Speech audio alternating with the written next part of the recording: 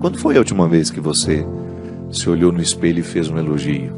Por uma conquista que você fez, que você viveu, por ser quem você é pela história, pela soma de tudo, defeitos, qualidades, fracassos, vitórias. Quando foi a última vez que você se ofereceu o conforto de se elogiar? Não sei. Eu tenho, de vez em quando, o hábito de olhar para mim e de apontar todos os defeitos que eu conheço. Mas não tenho muito hábito de reconhecer o que é bom, o que já está bonito. Não tenho mesmo. E como sou uma pessoa pública e esbarro o tempo todo, no elogio de pessoas que me admiram, sinto que às vezes fico incomodado. Sim, quando você está com alguém que te elogia demais, você vai indo e perde o assunto, Mas eu não estou falando do elogio que vem de fora. Esse é bom receber na medida certa, quando as pessoas não te idealizam, quando elas estão elogiando aquilo que você sabe que é verdade. Porque é muito desconfortável quando o outro elogia algo que não é verdadeiro em você, que ela imaginou que fosse, que é fruto da cabeça dela e não da sua realidade. Isso acontece muito. Mas quando você identifica em você essa capacidade de fazer-se um elogio. Eu digo isso, minha gente, porque é tão necessário. É por isso que a gente precisa tanto ter interesse pela história do outro para a gente poder entender o outro. Por que tal pessoa tem tanta facilidade de decidir, de ir, de buscar, de dar certo, de ser empreendedor? Minha gente, é o fruto, é o resultado de como foi criado, de como ela aprendeu a confiar em si, e que às vezes a gente pensa que é o lar perfeito que faz pessoas assim, não é não. Às vezes é o caos, às vezes é a dificuldade que gera a necessidade de reagir e de pensar, eu não tenho ninguém por mim e eu terei de ir à luta.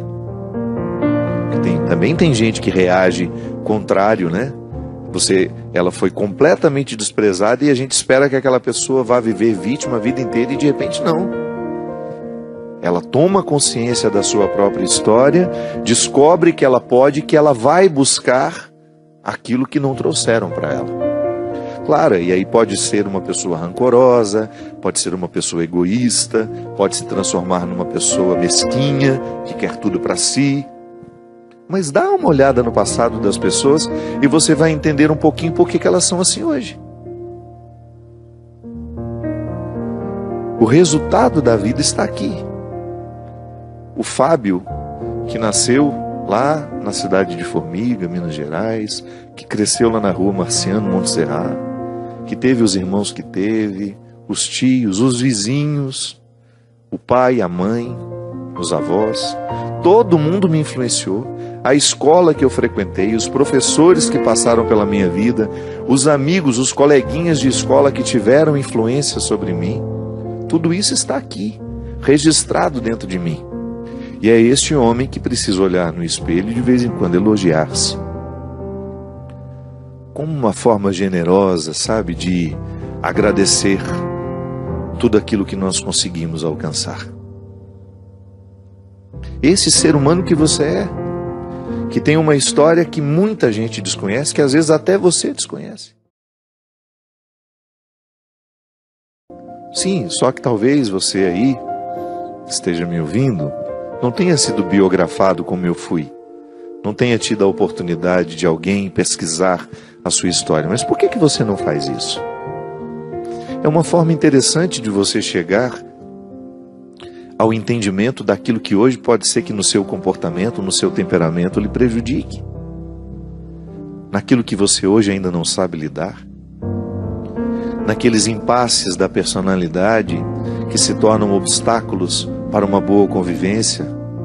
Ou então naqueles detalhes da sua história que fortaleceram o seu ser rancoroso, ciumento, magoado, mesquinho, infantil. Há tantos detalhes da nossa personalidade que se a gente não toma nas mãos, se a gente não cuida, a gente jamais vai saber se aplaudir. Porque o ser humano reconciliado, minha gente, é aquele que se aplaude todos os dias antes de dormir. É aquele que, vendo a soma de defeitos e virtudes, fica satisfeito com o que está alcançando. Sim, porque a vida não é perfeita, ela não é perfeita para mim, ela não é perfeita para você, mas nós precisamos dar conta dela. De alguma forma nós precisamos sobreviver a tudo isso. E essa sobrevivência, ela precisa ser entendida dia a dia. Não é um projeto que você pode jogar muito para longe, nem tampouco ficar olhando para trás. A lida com essa sobrevivência é diária. Essa reconciliação precisa ser diária. Olhar-se, aplaudir aquilo que precisa ser aplaudido, aquilo que de bonito você já alcançou de você, e também reconhecer aquilo que ainda não está merecendo aplauso, mas que quem sabe pode ser aplaudido amanhã. Sabe, um olhar com sinceridade para as peças do tabuleiro da vida, um descobrir aos poucos tudo aquilo que faz parte de nós. Deus não errou com a gente. Eu posso estar errando comigo, mas eu sei que Deus não errou comigo. Aquilo que Deus me deu, aquilo que Deus fez, que me colocou aqui em essência. Sim, o meu pai pode ter errado comigo, minha mãe, meus irmãos, as pessoas que influenciaram. Essas pessoas podem ter errado comigo e podem até ter prejudicado a minha compreensão do que Deus fez em mim. E o erro dos outros não pode definitivamente me prejudicar e enxergar o acerto que Deus tem aqui. É por isso que a minha vida ela é marcada pela cura diária. Ainda hoje falávamos sobre isso. Como nós necessitamos ser curados de nossos antepassados, de situações que nós vivemos, conscientes ou inconscientes.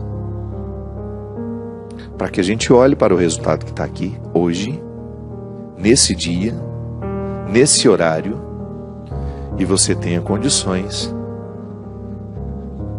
de projetar a continuidade de tudo isso. Sim, o que Deus acertou, quando Ele me projetou, quando Ele projetou você, foi para que nós buscássemos ao máximo as possibilidades que estão em nós. E não é justo a gente viver de um jeito que prejudique achar essa riqueza que Deus nos deu. Sim, o nosso estilo de vida às vezes pode prejudicar muito o garimpo de todas essas preciosidades. Às vezes nós vamos fazendo escolhas muito infelizes, muito superficiais, a gente vai colhendo muito pouco de nós, porque a gente vai se acostumando com a mesmice, a gente vai vivendo uma vida mesquinha, quando na verdade o nosso empenho deveria ser diário em ir buscar a nossa melhor parte. Eu tenho, graças a Deus, vivido um momento assim, meus conflitos estão todos dentro de mim, não estão resolvidos. Continuo enfrentando o pânico, sem medo de dizer. Continuo tendo as minhas crises pelas estradas do Brasil. Há momentos em que é mais difícil, há momentos em que está mais tranquilo. Todos os conflitos estão em mim. Mas eu tenho vivido uma liberdade interior que nada, mas nada, nada, nada pode ser mais precioso. Eu tenho vivido uma liberdade tão grande que eu sei que foi fruto justamente das minhas dificuldades. Sabe, alcançado o direito de ser quem eu sou, sem precisar ficar criando um personagem para agradar este ou aquele. Chega de você viver construindo personagens para agradar as pessoas. Não é justo você viver para agradar os outros se você não está agradando ou correspondendo à essência que Deus pôs em você. Ah, mas aquelas pessoas não vão gostar mais de mim, não tem problema. Outras gostarão. Não se preocupe. O que tiver que ficar, ficará. O que tiver que de partir, partirá. Faz parte do processo da vida. Há pessoas que ficam mais próximas de você naquele momento ou neste, e o que há de ficar, vai ficar. O que for para ficar, o que for para permanecer, o tempo não arranca de nós. Eu perdi essa ansiedade. porque a minha liberdade interior me faz caminhar não para fora, mas é para dentro.